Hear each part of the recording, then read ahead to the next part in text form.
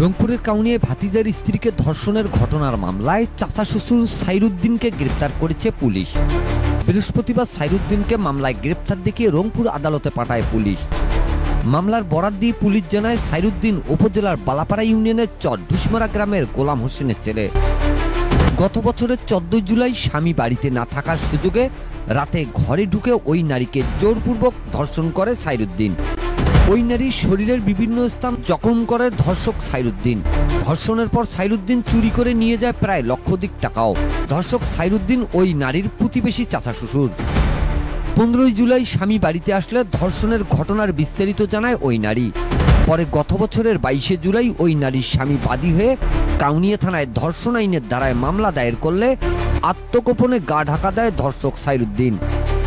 RAB 12 বগুড়ার আভিযানিক team তথ্য প্রযুক্তির মাধ্যমে সাইরুদ্দিনের অবস্থান শনাক্ত করে। অবস্থান শনাক্ত করার পর বুধবার রাতে বগুড়ার শেরপুর এলাকা থেকে তাকে আটক করে। পরে রাতেই সাইরুদ্দিনকে পুলিশের কাছে হস্তান্তর করে।